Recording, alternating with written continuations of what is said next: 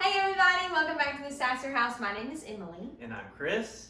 And we are in the kitchen today together, which usually when it comes to a big baking day, that's just my thing. You gotta call in some help. But I'm gonna call in some help. We are making cupcakes, little mini bundt cakes, and a cake for one of our very good friends' wedding. And we both have crazy schedules. We work full-time jobs and then some. And so we are going to show you how we're gonna pull this off. And we're gonna make some delicious treats. So whether you need to tackle a big baking day like this, or if you just want some great new recipes to make for you and your family, you're gonna love this video. All right, so we're gonna dive right in, and we are going to start with the easiest recipe that we're gonna do for all of this. And I want to give a couple tips right off the bat. We are making some of these cakes and cupcakes in advance, and we're going to freeze them. A lot of folks don't realize that you can make cake, cupcakes, bundt cakes, whatever it is that you want to make ahead of time, wrap it up real good in plastic wrap, and put it in your freezer, and it'll be good for up to 3 months. Now, we're just going to freeze it for a week. But next week, we just won't have time to do 180 cupcakes and mini bundt cakes is how many we need all at once. So we're gonna space this out and do it over the next couple of days and take you along for the journey. But tonight we are kicking things off with a super easy chocolate chip bundt cake, but we're gonna make mini bundt cakes. Okay. So I have this mini bundt pan, and it's so cute, y'all. I love little mini bundt cakes. And Chris, your job to start is going to be greasing up this bundt pan. Now, I have a really good tip for this for anyone who is interested. If you have ever tried to make a bundt cake, you know how devastating it is when you try to dump these things out and it sticks.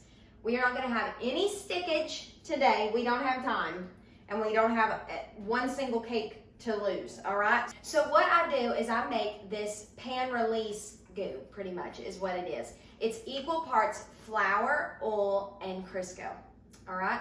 You mix that up, and I always keep this on hand. So Chris, what you're gonna do is take this little brush, and you're gonna brush that right in the bundt pan. Okay, I can do it. So while Chris is greasing up our bundt pan, we're gonna start on the chocolate chip pound cake. This is my Aunt Brenda's recipe, and she actually got it from a sweet lady at Walmart, which is so funny. She was looking at the instant puddings, and somebody stopped her and asked her if she had ever made a chocolate chip pound cake. My Aunt Brenda said no. The woman gave her the recipe, and now it is one of our family favorites, and it is so easy. This is the only cake we're doing that starts with a cake mix. All of our other cakes will be from scratch, but I'm not against a good cake mix recipe if it's good, and this one is so good. So we are just using a yellow cake mix to start. Any yellow cake mix will do. We're just gonna dump that into our bowl. Another thing I love about this recipe is it's like a 1 bowl recipe, so you only dirty up 1 bowl. Now we're gonna go in with a box of chocolate instant pudding. And we're just gonna dump that in as well.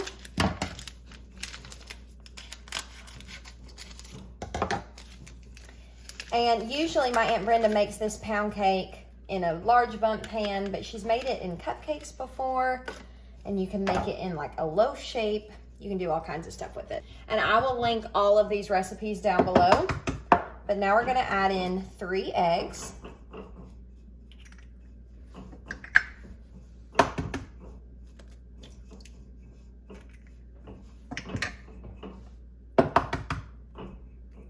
We have some farm fresh eggs right now from a friend, which is really fun. One day, Chris and I are gonna get us chickens, aren't we, baby? One day when we have more time to kill. Okay, so we have our 3 eggs in there. Now we are gonna add 3/4 cup of water and 3/4 cup of oil. All right, so we're gonna measure out 3/4 cup of water. And then we need to measure 3/4 cup of oil. There we go.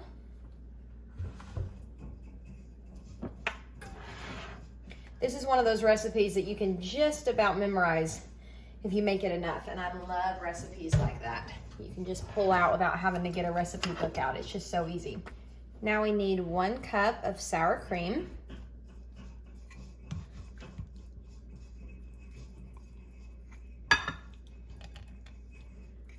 I feel like you always know a cake is gonna be good if it calls for buttermilk or sour cream. I know, Chris hates sour cream. I love sour cream, but he hates it so much that if he were to bite into something with sour cream, it would just about make him sick. Yep. All right, so we're gonna put that sour cream right in with the rest of our ingredients. And then the last of our ingredients for now is a teaspoon of vanilla. This was 3/4, so that's why I overfilled it a little bit. And now we're just gonna get our electric mixer and mix this up. But if you wanted to, you could always use just a whisk. But my electric mixer makes things go a lot quicker. I'm just gonna scrape down the sides of the bowl to make sure everything is getting incorporated. See, we've still got some flour down there. Just wanna make sure we get all of that incorporated, and then we'll give it another good mix. And then for our last ingredient, we're gonna add in 1 cup of chocolate chips. We'll stir that in, and it is that easy, y'all. That came together in less than 10 minutes. And I cannot explain to you how good this cake is. It is chocolatey from the chocolate pudding that you put in, but it's not like a chocolate cake. It truly tastes like a chocolate chip cookie in a pound cake form. It is just delicious. So once you have all of your chocolate chips mixed in, it's time to put it in the oven to bake. And I bake this at 350. And if it is a bundt cake, my Aunt Brenda says to bake it for 45 minutes. But since these are mini bunts, we'll probably check them at maybe 18 minutes. I'd say they'd probably bake in about 18 to 25 at the max minutes. Chris got our pan all nice and greased up. I wanted y'all to see how that looked. I swear that pan release cake goo is the best secret I have ever learned for not getting your cakes to stick. There's nothing worse than your cake sticking. So I'm gonna go through with just a spoon and dollop this batter in.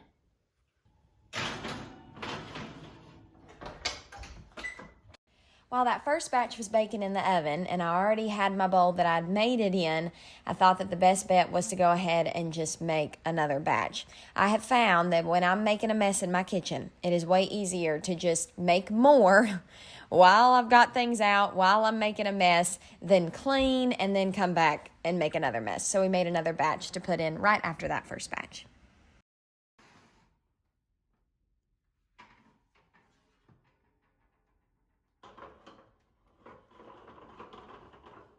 Okay, our kitchen is being heavily used. I was just making bacon because it's supper time. But I wanted to show y'all, these just came out of the oven. I'm not gonna dump them out of the pan yet.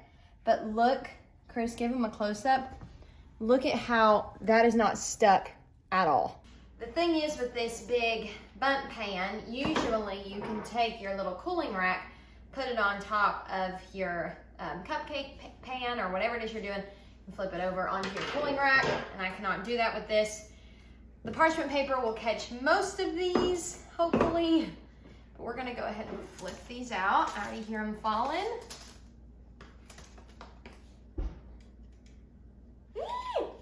Look, they all came out.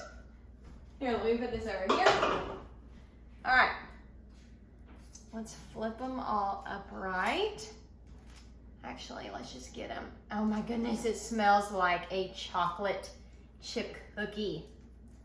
So I might have overfilled these. Look, that looks like the only one that suffered a casualty, but it's barely anything. So I might have overfilled these just a little bit because they're filled in at the bottom. As you can see right here, they're not like clear through to the bottom, but that's not an issue at all. Another good thing about this cake is you really don't have to put frosting or anything on it. You can eat it just as it is. It is that delicious. But I'm going to do either, I haven't decided yet, I want them to be beautiful for the wedding, and if you were making this for a party, I'm sure you would want it to be beautiful as well. which a bundt cake is already beautiful because of the design, in my opinion, but we want to take it over the top a little bit. So I'm either going to do a white chocolate or just a chocolate drizzle across the top, because you really don't need much. There's so much flavor and sweetness already in the cake, and they're so moist and perfect as is. So we have our first batch done. We're gonna get the next batch in the oven. It was so much fun having Chris in the kitchen with me to help with this cake marathon project. I mean, there was no way I would have been able to get it done without him. And he usually doesn't do any cooking with me.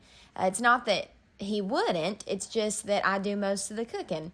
But it was so much fun to be able to do this together. And we tried to treat it, even though it was a lot of work, we tried to treat it like a date night. You can make the most out of whatever you're doing if you're willing to make the most out of it.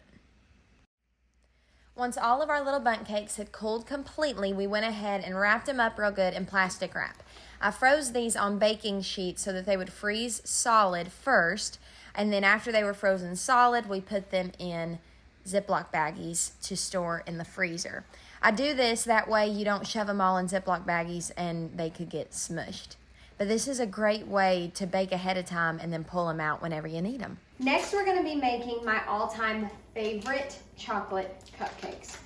These are so delicious, and they use ingredients like buttermilk, a whole stick of butter, melted semi-sweet chocolate chips. It is just delicious. It is so good, and I'm actually gonna double the recipe. So I will put the recipe down below. That's just for a normal batch. It makes 16 cupcakes if you're just doing a normal batch, but we gotta make a lot. So we're starting off by getting our butter, oil, and chocolate chips all melted up into the microwave.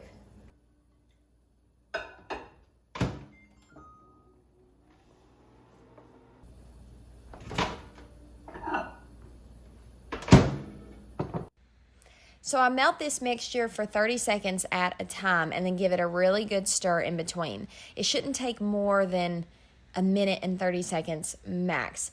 But I do this so that you don't burn that chocolate. You have to be really careful when you're melting chocolate in the microwave to not overcook it, because it'll get clumpy and hard and you won't be able to use it anymore.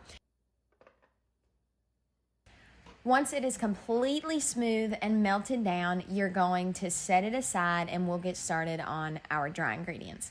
This recipe is the best chocolate cake recipe. I cannot wait for y'all to try it. If you love chocolate cake, you will love this recipe. For our dry ingredients, we use flour, baking powder, baking soda, salt, and cocoa powder.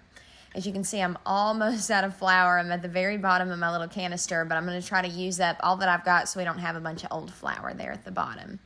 But I've got another bag in the pantry, so we're good to go. But you're going to get all your flour into your bowl, and then you'll do your baking powder, baking soda, and cocoa powder. And we sift that cocoa powder because it can be really clumpy. But the only thing that is a downside about this recipe is that you do have to have a couple different bowls working. And so it makes a little bit more of a mess in your kitchen. But I'm telling you, once you taste it, it is so worth the mess and the time. Oh, and I forgot to say that this has salt in it as well. And salt is really important to use when you're cooking or baking or anything like that. We don't want things to taste salty, but salt is a flavor enhancer. So you want to put it in there because it brings out the flavor of the chocolate and everything else that you're cooking with, whether you're cooking or baking. So you see I've got my little sifter over my bowl, and I'm just measuring out our cocoa powder, and I'm just going to sift it right in to that bowl. And that's going to get rid of any clumps and add more air into our cake.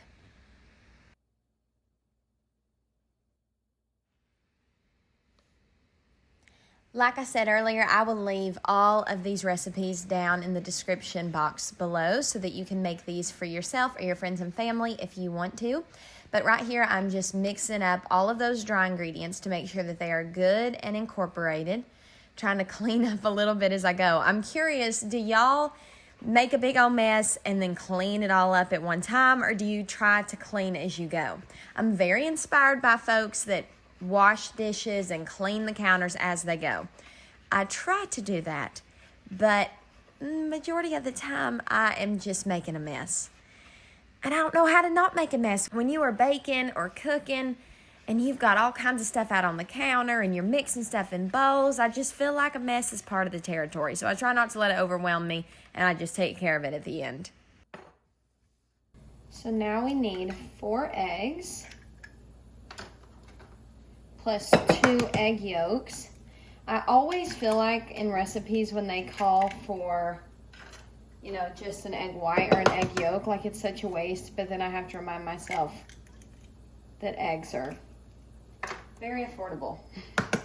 But I love to make the most with what I have. And so whenever something calls for only one part of something, I feel like I'm wasting. All right, so I'm gonna get a little bowl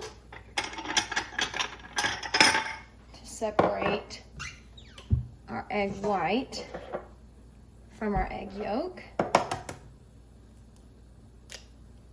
right. 1. I need 1 more. And we are doubling this recipe, so if you were thinking, holy moly, that's a lot of eggs, it's gonna make a lot of cupcakes. Let's see. Ooh, this one is a little messy compared to my last one. All right, there we go. When making this recipe, you want to use small bowls for the melted chocolate, oil, and butter mixture, and then another kind of medium-sized bowl for your dry ingredients, your flour, baking powder, salt, baking soda, and cocoa powder. And then you want to use your biggest bowl for your eggs, sugar, and vanilla mixture, because everything is going to wind up in this last bowl. So what we've got here is our eggs and then our egg yolks, and then we're measuring out our sugar, and then we're going to add in a little bit of vanilla, and then we're going to mix that up until it's nice and smooth. And then we'll add all of our other wet ingredients, our chocolate, butter, oil mixture, and then our dry ingredients, as well as our buttermilk to this. So I'm just going to get this whipped up until it's good and smooth and everything's incorporated.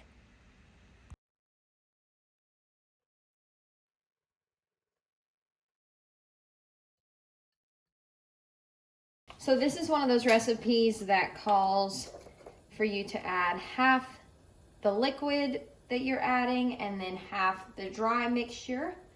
And so I'm gonna get my buttermilk ready to go, and I'm actually just a little under 1 cup, so I've got some more in the fridge. Let me grab that. Get that full. So now we're gonna add our chocolate, oil, and butter mixture that has been cooling, and we're gonna add that all in at one time. This makes these cupcakes divine. This is seriously the best chocolate cupcake I have ever had in my life. And you can also make this for a full-size cake as well. But if you are a chocolate cake lover, or if you have a chocolate cake lover in your family, you need to save this recipe. So we're gonna blend that up first.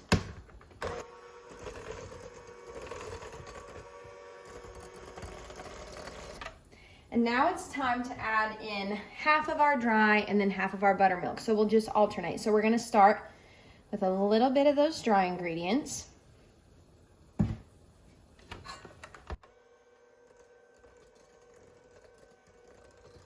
And just once those are almost all incorporated, we'll add in a little bit of our buttermilk.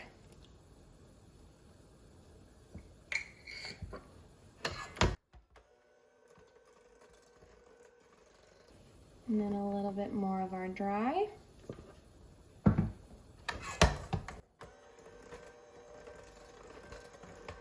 And then a little more with our buttermilk.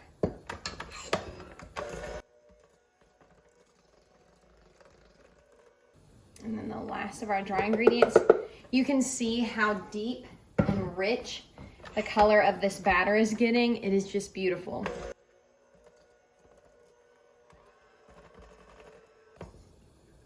And then the last of our buttermilk.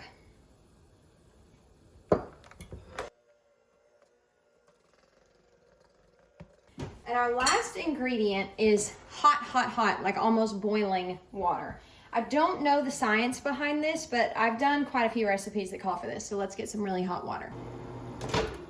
Okay, so our water is literally boiling hot, and we're gonna add in 1 cup of that water to our mixture. And like I said, I do not know why you do this, but some other chocolate cake recipes that I've used in the past call for this same thing, and it is very interesting to me.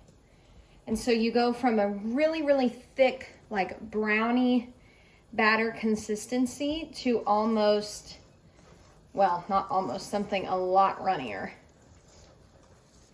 So just make sure you scrape down all the sides and the bottom of the bowl and get that all incorporated.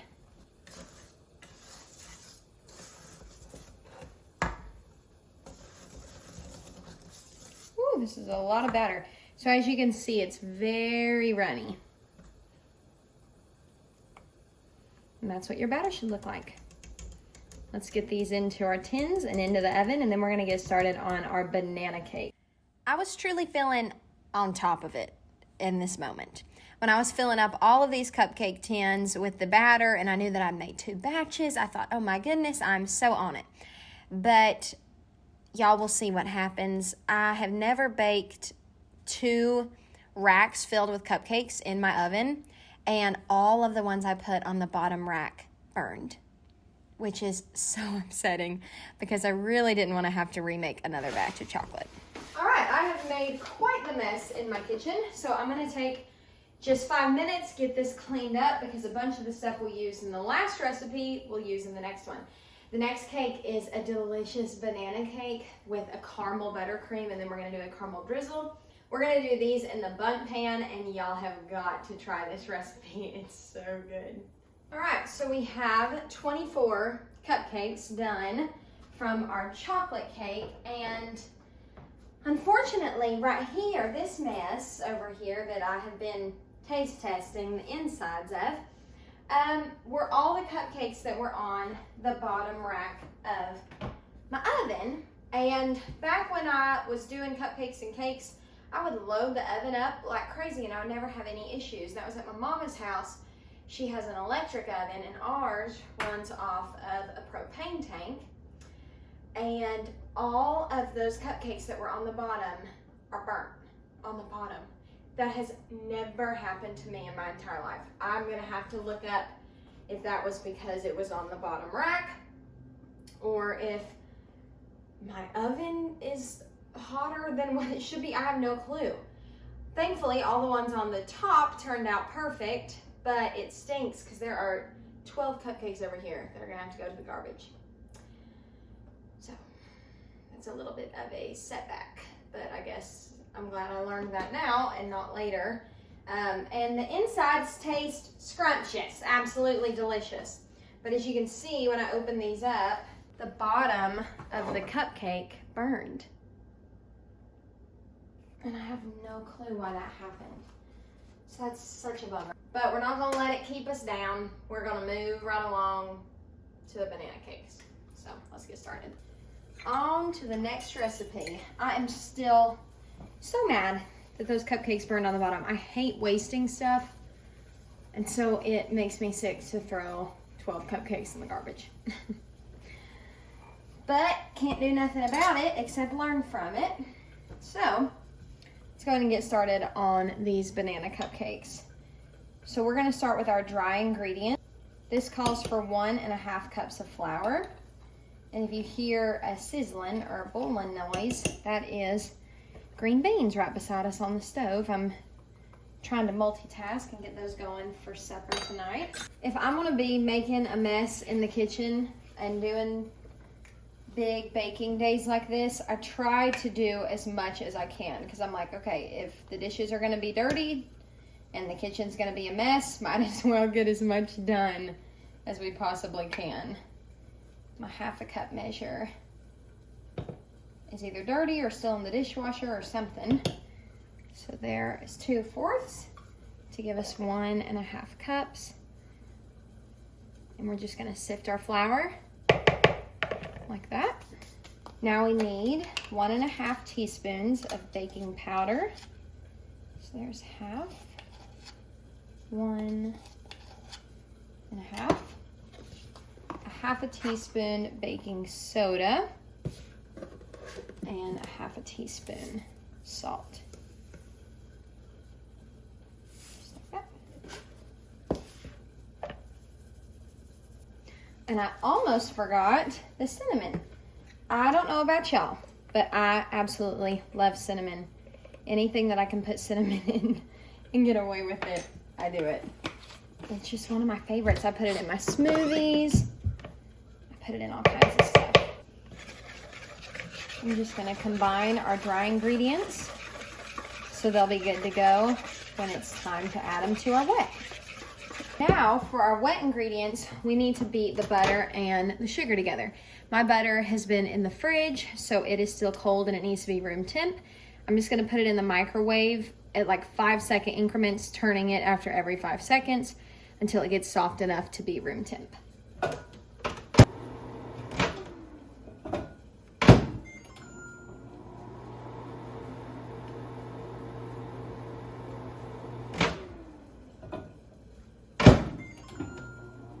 You always want to be careful doing that because you can very easily go too far and melt the butter. But if you just keep your eye on it, you'll be good. So let's add both of our sugars. This recipe calls for white and brown sugar.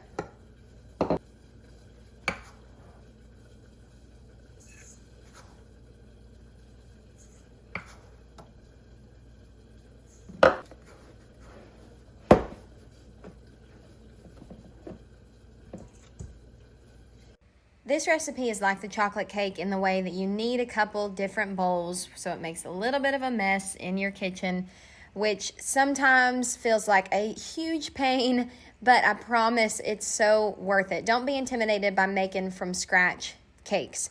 Now, there are dud recipes out there, but these recipes I'm sharing are foolproof, and if you follow them, you will turn out with a great cake. So after I creamed up this butter and sugar until it was nice and creamy, I added in a couple more ingredients. We had to add a couple tablespoons of canola oil as well as some sour cream, and I blended that up as well.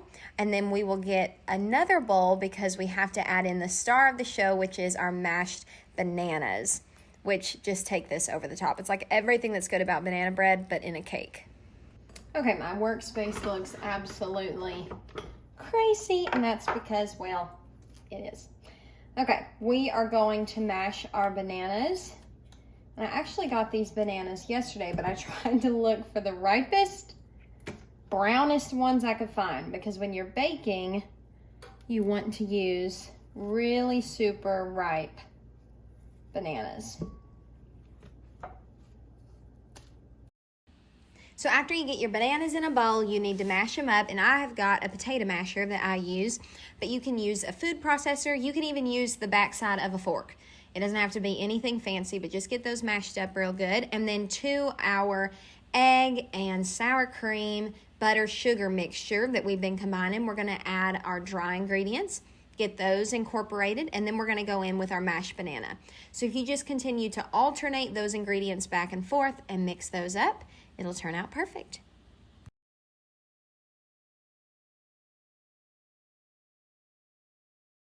But that last batch of banana bundt cakes were in the oven for 15 minutes, and I got all the dirty dishes out of the sink into the dishwasher, my muffin tins washed up, and the counters wiped down. So our count for our cupcakes is at 104 with the batches that we made today. So we still have quite a bit of baking to do, but I think that's I can't even talk straight. I think that's all I have in me for today. Ooh, I've heated my kitchen up quite a bit. I'm sweating, I'm tired. So I think I'll finish these up another day, but we got a lot done today. All right, we are getting up and at it bright and early. I am still in my robe, I have a write this afternoon, but we have got to finish up our last day of baking. The wedding is tomorrow, and we actually were talking about it, and we didn't need as many diverse flavors as I originally planned. To make good on my promise of 5 cake recipes, I have another friend who's getting married next weekend, and we have a shower for her on Monday. So I'm gonna go ahead and make one of my favorite cake recipes, a lemon blueberry cake. It could not be easier, and we're gonna do that one in a Bundt pan, and we will just pop that in the freezer so that we will have it on Monday. This lemon blueberry cake is absolutely delicious. You can use fresh or frozen blueberries. I'm gonna use frozen blueberries because I had the opportunity back in the spring to go and pick blueberries at one of my best friend's houses. They have 3 big, huge blueberry bushes, and they were just filled with berries. And so she let us come and pick, and I have got blueberries in the freezer to last us all winter. So we're gonna start with 2 sticks, 1 cup of unsalted butter at room temp, and we're just gonna beat this till it's light and fluffy. To our butter, we're gonna add 1 1/4 cup of white sugar, and then 1/2 cup of brown sugar.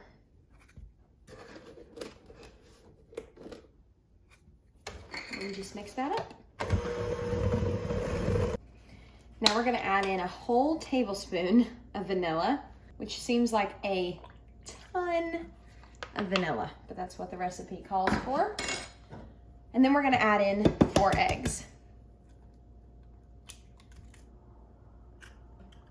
And we'll get those mixed in one at a time.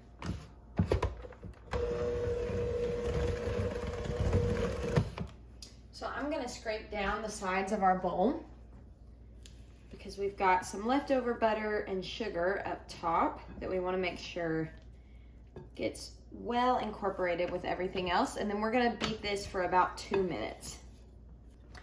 To try and save on our dishes and dirtying up 2 bowls, we're just gonna put our dry ingredients right on top of our wet ingredients, and I'll show you how I kind of mix in the baking powder so that that gets well mixed in even with using 1 bowl.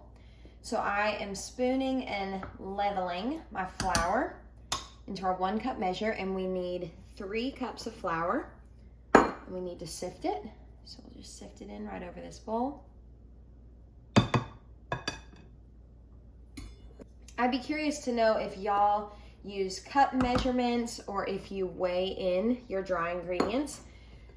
People say that the most accurate way to bake is to weigh your dry ingredients. I do not have a food scale.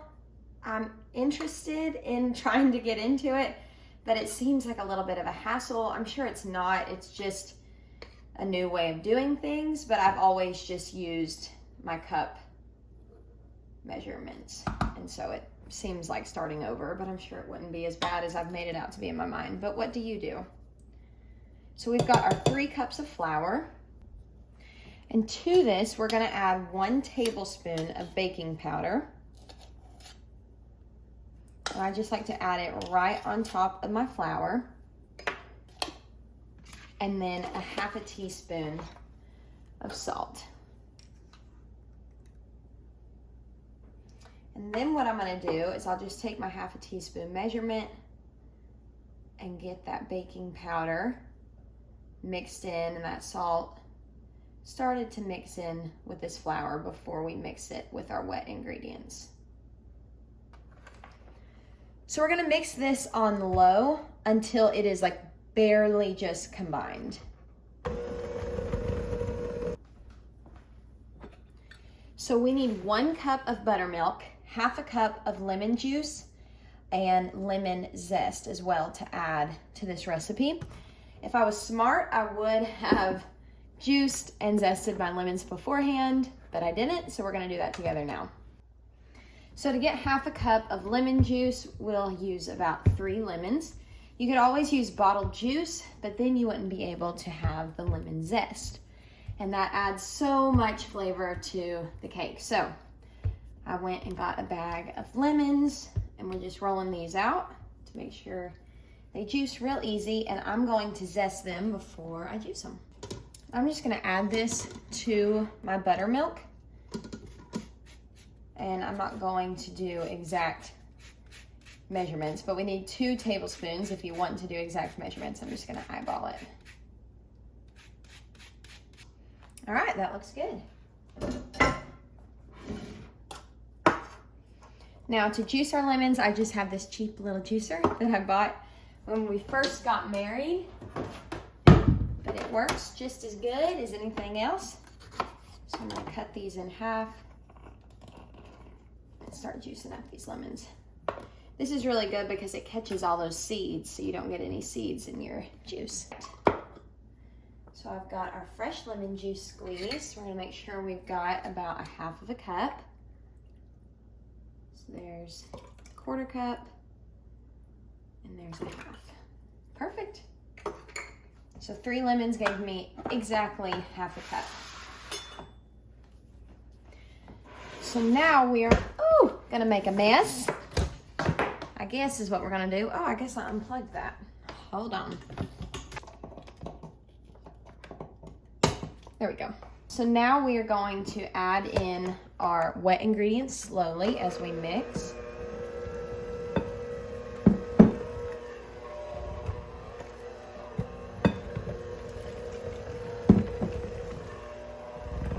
Lastly, we need to add our star of the show, which is our blueberries. We need 1.5 cups of blueberries, and you can use fresh or frozen, but if you're using frozen, don't thaw them, just get them right out of the freezer. So that was 3,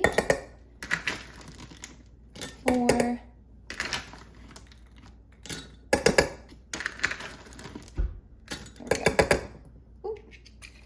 1.5. And then a tip that I do to keep the blueberries from sinking all to the bottom of the cake, you want them to be dispersed and kind of floating in the middle of the cake, if that makes any sense. And so I just toss them with 1 tablespoon of flour and get them coated in that flour.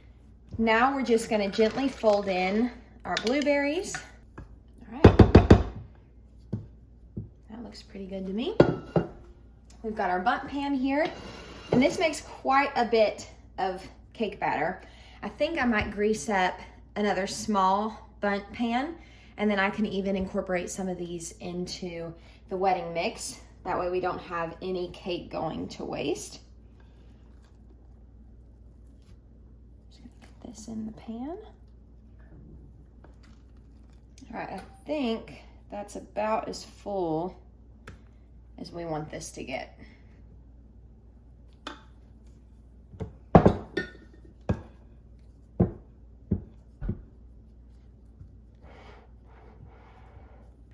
I don't know what I was thinking of greasing another Bundt pan. I'll just throw a couple cupcake liners throughout my cupcake tin and do cupcakes instead. That is a whole lot easier than greasing and messing up another Bundt pan. Now, I have never made this cake into cupcakes before, so we'll see how it does.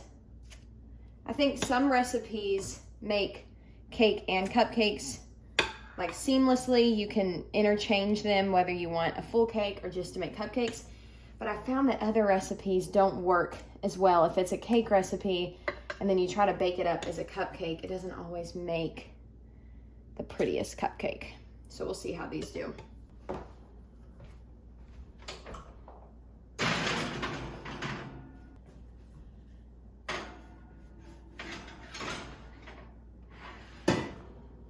I am so impressed with how these cupcakes turned out. They have a perfect little rounded top and they turned out perfect. So this is definitely a recipe that you can make as cupcakes, bundt cake, or just a regular layer cake. I was in a little bit of a rush trying to get this cake out of the Bundt pan because I had to head into work, and I was doing this early in the morning. And you can see as I lift up the Bundt pan, the steam that comes up off of this cake. I definitely pulled the pan off too early, and I had a little tiny bit of stickage, but nothing bad. All right, I have to be honest about what I did. I wanted to make a fancier cake than my normal white cake recipe, since it was for my friend's wedding. And so I found a recipe online. It sounded like it would be perfect. And it was a total fail. We got the cakes out of the oven about an hour ago, and I do not know what went wrong. I followed the recipe as best as I could, but it was a total fail. So my Aunt Brenda actually has passed down a recipe that she received from a company in East Tennessee, where I'm from, called Sugar Bakers. Well, she got their white cake recipe years and years and years ago. And it actually starts with a box cake mix, just a white cake mix. And so I've made this recipe for years. It's my mom's favorite cake ever. It's basically a doctored up cake mix. You don't use any of the instructions on the back of the box, but instead you use their recipe. And so I'm going to share that with you today, and we are going to rebake these cakes. I can't stand when stuff goes wrong and you work so hard to do something and it just doesn't work out. But the moral of the story is to, one, not do an experimental recipe when it matters. Maybe try that recipe on a day where it doesn't matter if you have to throw it away. But two, you just got to learn that sometimes you give it your best go and it don't work out, but that doesn't mean you give up. You just keep on trying. And so I'm just sifting this cake mix. I always like to do this because you never know how long these cake mixes have been sitting. And sometimes the flour and all the ingredients can get kind of clumpy. So we're going to sift it. So you add 1 egg into your cake mix, and then you're going to separate the white from the yolk of another egg, and you're just going to add in the egg white and get rid of the egg yolk.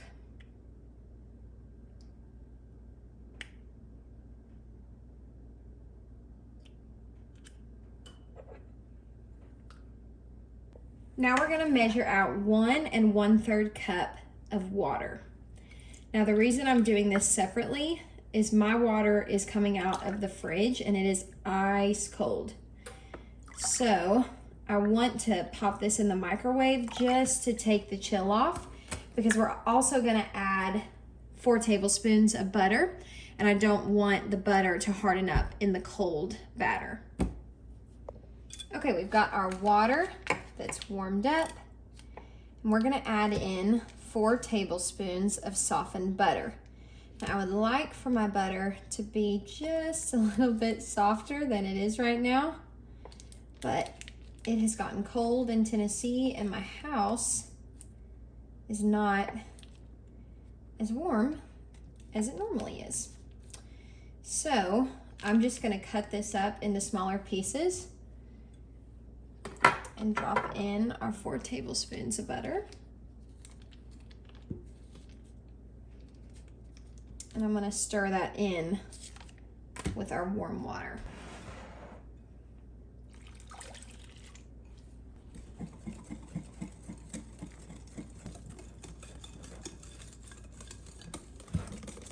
So then we're going to just pour these into our cake pans.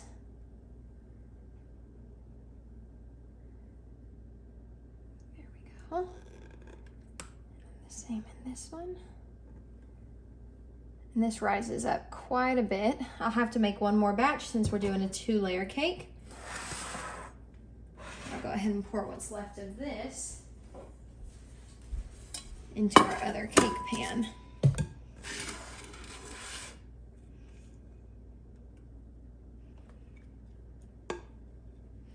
Now, I love trying new recipes, but tonight when I went through the mess of making that other cake and it not working out and then having to start over late at night, the night before this wedding, it really made me rethink when I try new recipes.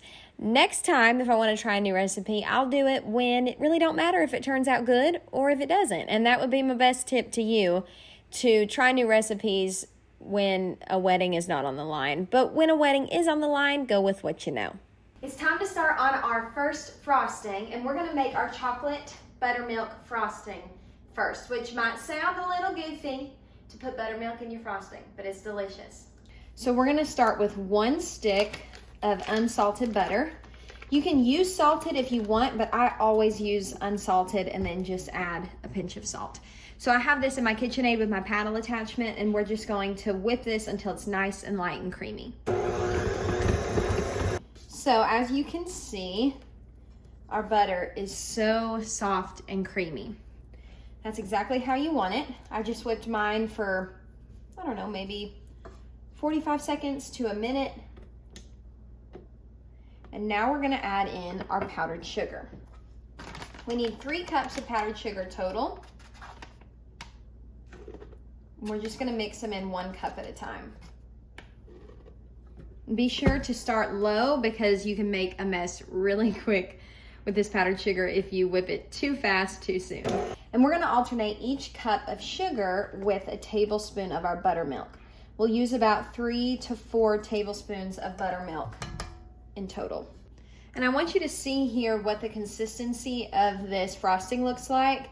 This is pretty much what it looks like. It's really stiff and kind of crumbly until you add in that buttermilk. The buttermilk is like the great equalizer. It brings it all back together. And we still have to add in our cocoa powder as well, but we're gonna add in our 3rd tablespoon of buttermilk, and then we'll get our cocoa powder mixed in. Now just look at the difference. You can see right here that buttermilk makes. It's so much softer and creamier with the buttermilk. So we're gonna get 3/4 cup of cocoa powder added in. So once again, you see how thick and almost crumbly this icing gets. Just add in your last tablespoon of buttermilk and give it another stir. Look how creamy and smooth that frosting is. Now, I do want to say that you want to make sure that you wipe down your paddle attachment, or if you're doing like a handheld mixer, you want to make sure that you scrape your attachment and scrape the bottom and sides of your bowl. Because we have built this frosting pretty much through like layer after layer after layer, you want to make sure that it is all incorporated and fluffy and smooth. And so just take some time to wipe down the sides of your bowl and the bottom of your bowl, and then give it another really good mix. We're gonna add in our last ingredient, which is a teaspoon of vanilla and a pinch of salt.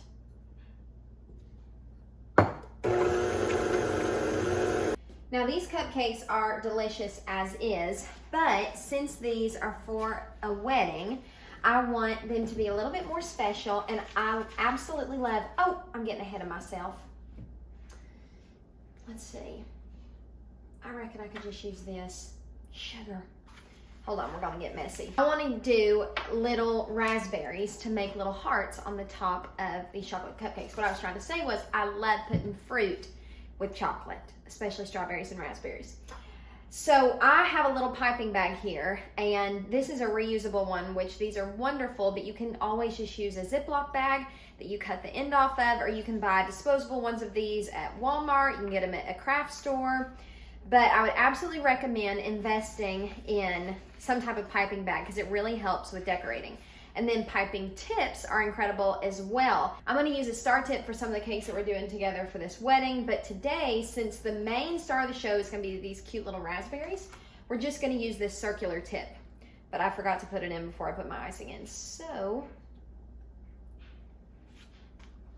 slide that in there. It's not normally how I like to do things. Okay, there we go. So put your piping tip in your bag before you put your frosting in. Thankfully I hadn't completely filled it up. I'm gonna wash my hands and keep filling up my piping bag. So when filling my piping bag, or if you're doing a Ziploc bag, I would just roll down this top edge. That way it doesn't get messy. And fill up your bag as much as you would like. And then when you roll it up, it's not a mess there at the top. So we're gonna squeeze that through, make sure there's no air. And then I twist it up at the top and we're ready to ice our cupcakes. I want to show you how simple it can be. So we have our icing in our decorating bag and I've got it twisted and I just hold back here at the back so that I can squeeze it. And I keep my thumb right here along that twist so that the icing doesn't pump out the end, which would make for a mess. So if you just keep that twisted, then you won't have that problem.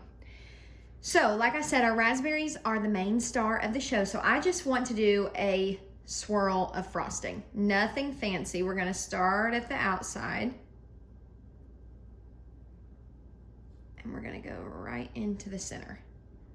Like I said, nothing fancy. So let's do that again. So starting at the outside, just squeeze all along the inside. Just get a little swirl. We're mainly just getting an even good layer of frosting on our cupcakes. And then we're gonna go in with a spatula and smooth that out so that it's just a nice round base of frosting for our raspberries to go on top of.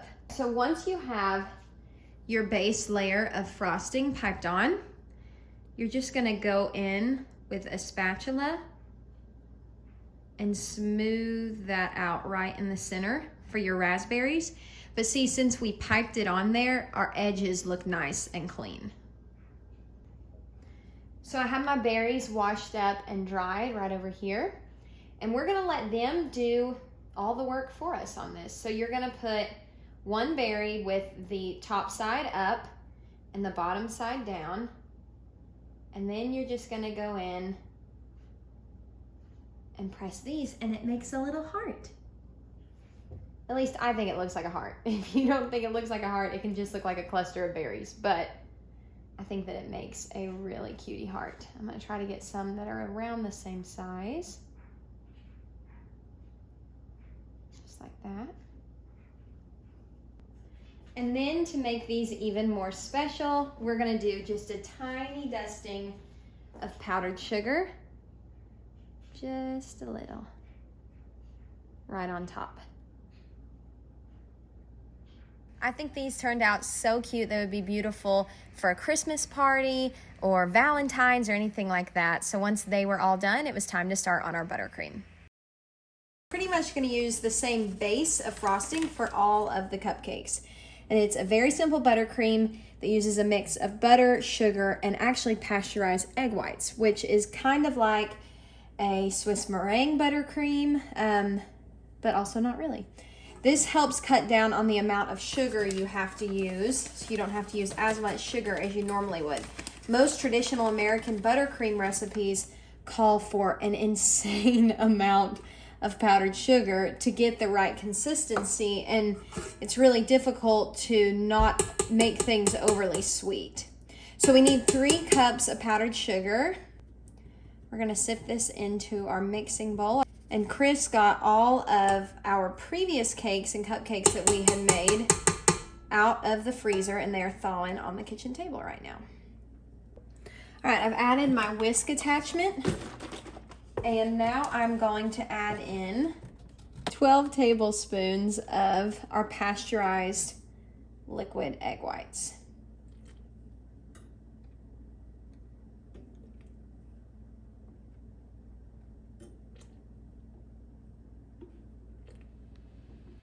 So after I got all of the egg whites into our powdered sugar, I went ahead and turned on my KitchenAid mixer, and you want to whip that together until the sugar dissolves into the egg whites.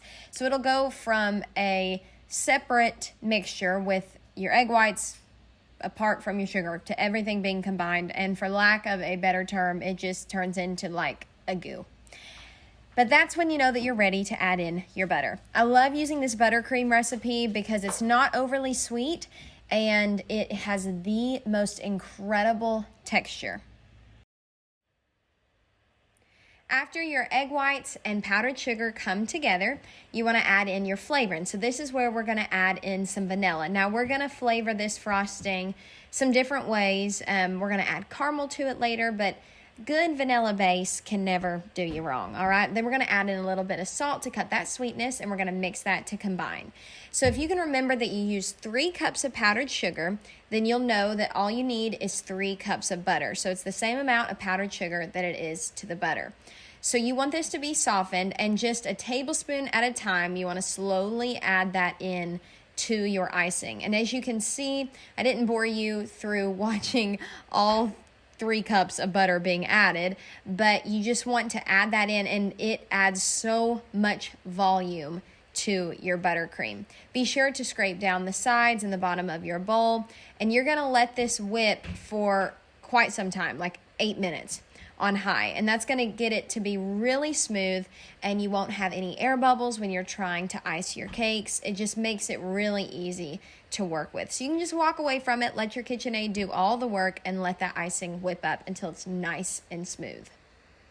Now, if you decide to make this frosting, I want to warn you, sometimes if your butter is too cold, the frosting will look like it's curdled. But all you need to do is remove a small portion of the frosting, put it in your microwave, melt it, and then let that warm melted frosting, which is basically just butter, sugar, and egg whites, whip back in. This won't melt your buttercream, but it will make everything come together. It's kind of like magic.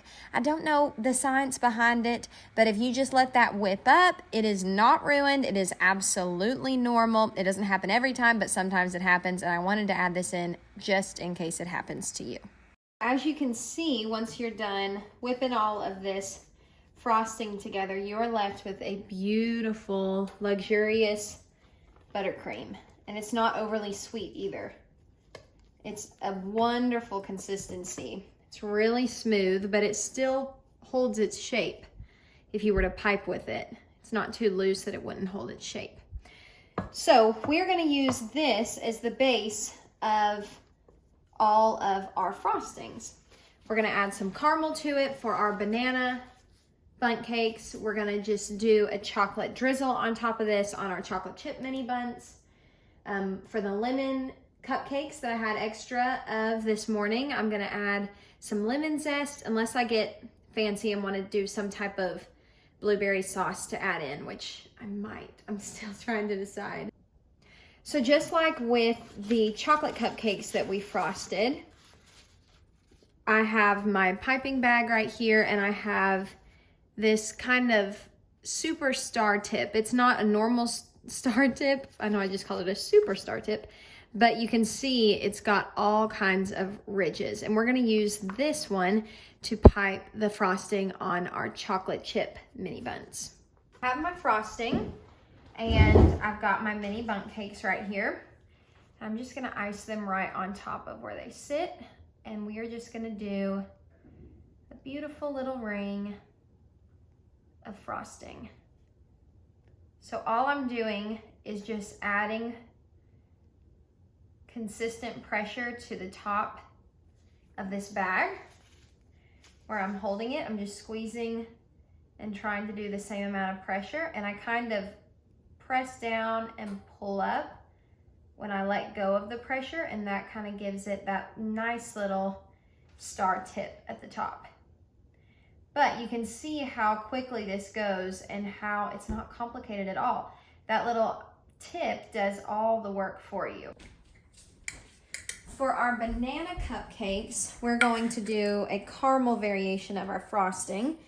So we're gonna make a quick homemade caramel sauce. I don't really keep caramel on hand in the house, but I made homemade caramel a couple years back. And when you taste homemade caramel, you just about can't go back to the stuff you buy at the store. All it is sugar, heavy cream, butter, and vanilla. So it's really simple to make. Just takes a little bit of time and patience. So you start with 1 cup of sugar in the bottom of a saucepan, and we are going to melt this sugar, but you have to be very careful to not let the sugar burn. So you have to whisk it pretty constantly. This will take about 6 minutes for the sugar to go from this granulated form down to a liquid. Our sugar is starting to melt. I want you to see what it looks like in case you've never done it before. I hope you can see it's kind of starting to clump together. You can start to smell that sugar caramelizing. Okay, so as you can see, it is just about fully melted. There's just a couple clumps of sugar in there that I want to make sure fully dissolve and melt down. So you need 6 tablespoons of butter, and you've got to add it in a little bit at a time.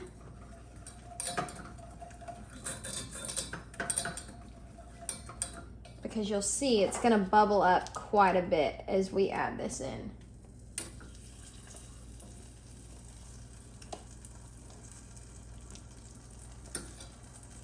So we're going to start with that much.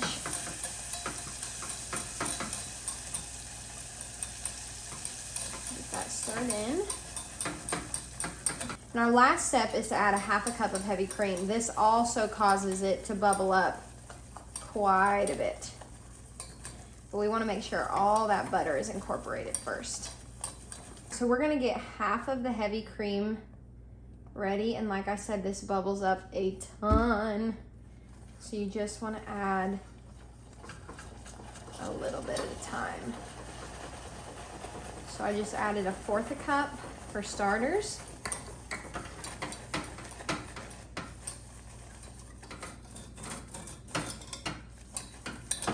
Okay, now we're gonna add another 1/4 cup.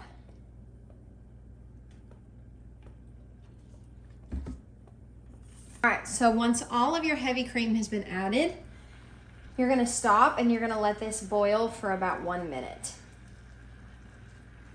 We obviously have to let it cool quite a bit before we mix it in with our buttercream. So while our caramel is cooling off, I'm gonna go ahead and ice those 6 extra lemon blueberry cupcakes. And I know I said I was gonna maybe make like a little blueberry sauce to mix in with this frosting, but it is getting late already and we still have an entire wedding cake to decorate. So I'm just gonna keep this as simple as I can and ice this beautiful buttercream on top and then put some fresh lemon zest on the top of that to give it a nice hint of lemon taste. So I have a Wilton 2D. It's a closed star tip on, and we're gonna do little rosettes. This is a wonderful tip if you want to get started in cake decorating, but don't want to commit to buying all kinds of different decorating tips. This is a really good one that you can do a lot of beautiful designs with. So all you have to do to make like a little rosette is you're gonna start in the center, and with steady pressure, you'll squeeze the frosting out. Then you'll just go around it in a circle. So start in the center and go right around it in a circle. And it makes a beautiful frosted cupcake.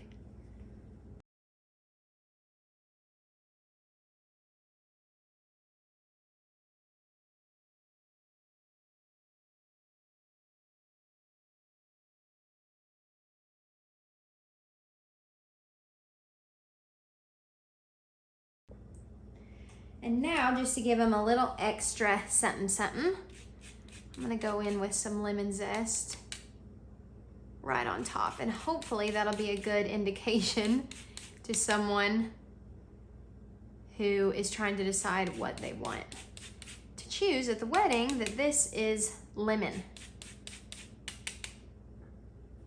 Oh, and it just looks so beautiful with that bright yellow zest on top.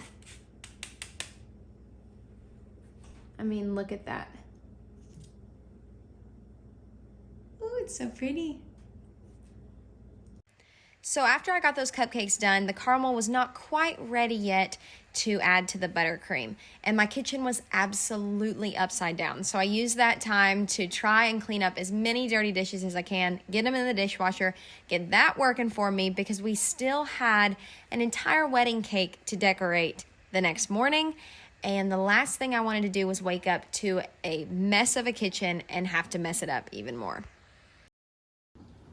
Okay, we've got our dishwasher going.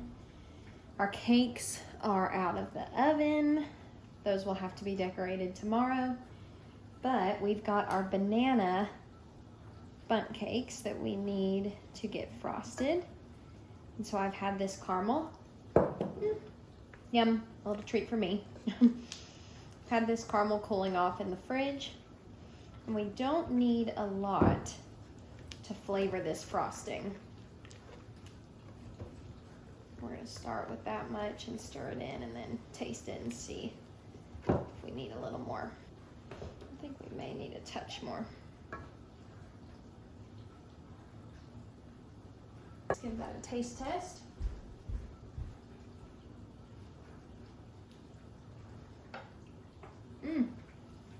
That is incredible. Oh my goodness. That is some of the best frosting I've ever had in my entire life.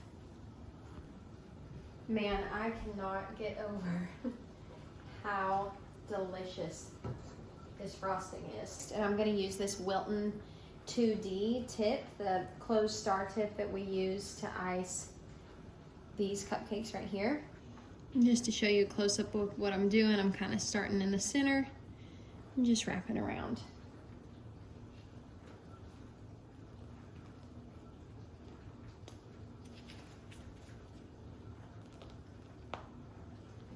And for the most part, anything can be fixed, especially when you're working with buttercream. So like for instance, when I was just messing around on this one, trying to figure out what design that I wanted to do, just gonna scrape that off, put it back into our bowl.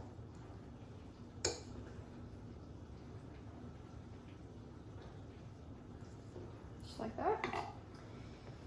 And then I'll get my little bag. And we'll just cover that right up. Okay, these definitely don't need it, but I want them to be a little bit extra. So I'm gonna take some of this caramel and just do a light drizzle over the top. That is so pretty. I didn't want to spend a ton of money on cake boxes because they can get kind of expensive. So I had the idea of going to the Dollar Tree and getting some of these aluminum pans. And so I'm just gonna transfer these into these pans and put them into our refrigerator to stay nice and fresh overnight, and then we can get them out tomorrow and they'll be perfect for the wedding. You probably have noticed there's not 180 cupcakes and mini buns, which when we started this video, we originally thought that that was the number that we needed to make. We found out that our friend's caterer also provided, let's see if that'll fit, I think it will, also provided a dessert with their meal. And so we started talking about it, and they don't provide cake, but they do provide a dessert. We didn't think that there would be a need for 180 cupcakes plus the cake and the dessert that their caterer is providing. So I had already made the original amount that I made, which was right over 100, and we decided that that would be plenty. The next morning I woke up really early and I tackled the wedding cake. To try and keep this video from being literally 2 hours long, I decided to make this a separate video, but it will be posted as soon as this one goes live. So if you are watching this, you can check out the full tutorial on how to decorate a cake just like this. I walked you through step by step, but here is the final product of all the cupcakes and the cake all set up at the wedding. And I loved having a variety of cakes and cupcakes, and I'm just obsessed with how beautiful this wedding cake turned out. All right, I can't leave y'all hanging with the blueberry lemon pound cake and not give you the frosting recipe. Now, I will put just a normal cream cheese frosting down below, but I think that this is gonna be really delicious. Sorry, I'm getting my bowls out. I think this is gonna be really delicious. I wanted to do like a blueberry cream cheese frosting, and I just got back from the grocery store and they were running a deal on the Philadelphia cream cheese, and this is the blueberry flavor. So I thought, why not use that instead of making blueberry syrup from scratch? because I was gonna use cream cheese anyways, but I was gonna make like a little blueberry sauce, which if I had all the time in the world today, that's what I would do, but I do not. I'm in a little bit of a rush, so we're gonna see if this turns out just as good. And sorry if you hear noise in the background. I literally just got back from the grocery store and Chris is unloading the groceries for me. So we're just gonna get that in a bowl with a stick of butter and get it whipped up real good. I want to apologize for all of the beautiful professional camera angles right here, y'all. I'm sorry, I was in a rush, but I added 1 cup of powdered sugar and I whipped that up with my blender until it was nice and smooth. Let's give it a little taste test. I don't know how sweet that blueberry cream cheese was to begin with, and so I don't want this to be overly sweet.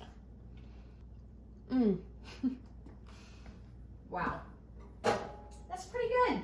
I'm gonna add just a little bit of vanilla and a little bit of salt.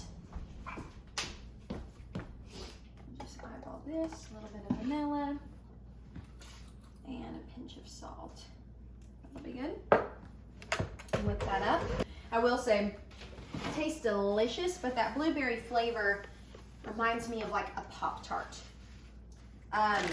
It doesn't taste as authentic as it would if I had made a homemade sauce to add into our frosting. But we were in a pinch and it gives us that delicious blueberry flavor. I would absolutely do it again. So let's get this in a piping bag and decorate our cake. So I have my reusable? Reusable? That's hilarious. I have my reusable piping bag. I'm gonna use the Wilton 2D tip again, which is that little closed star tip. Slide that into the bottom of my bag and fill up my bag. Decorate this bundt cake with just little rosettes. So we'll start in the center and work our way around. Oh, sugar, this has blueberries in it. So the tip is too small. This is a good learning lesson. The tip is too small for the blueberries to pass through. So that's why you get that kind of stringy look right there. I'm gonna see if we can just do sugar. No, we can't. Okay, I'm gonna get this out of here and I'm gonna use this larger, more open star tip. Okay, take 2. So, like I've said, hopefully throughout this video, if I haven't said it, this is a good time to say it. Anything can be fixed. So we're just gonna pull that right off and we're gonna cover it up with our new tip. And this is just as beautiful. I'm gonna make some swirls and then some little poofs as well. And just work my way around the cake. I'll probably do the swirls first and then go back in with the little poofs to fill it out. These piping tips, like I've said, really do all of the work for you. If you can just practice on using these piping tips, you can make absolutely beautiful cakes for your friends and family. And add little poofs wherever I see a spot.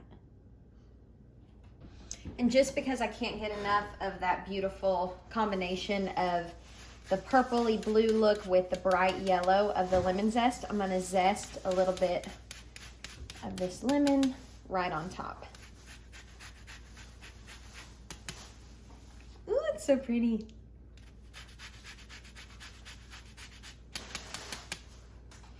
I have really found that it doesn't take a whole lot to elevate the look of something. Just adding a little raspberry on the top of a dessert, or like this lemon zest right on top, or even a little chocolate drizzle. Like anything simple can really elevate something and make it look so much fancier. People eat with their eyes. They, you know, see something and immediately make up their mind about how it's gonna taste. And so while presentation is not absolutely everything, I'm all about taste more than I am about presentation. I do try to meet in the middle, especially when I'm cooking for other folks, because they're gonna eat it with their eyes first. That is it for this cake marathon. This is more cake than I have made in a couple years, but it has been so much fun to be able to be creative in this way again, and I really hope that this encouraged you and inspired you to get in the kitchen and make some delicious treats for you, your friends, and family. Leave a comment down below if you have any questions or if you try any of these recipes. I would love to know what your family's favorite is, and I just want to thank you so much for being here. We love y'all so much, and it means the world that you come and spend some of your time out of your day to be with us. So we'll see you on the next one. Bye, y'all.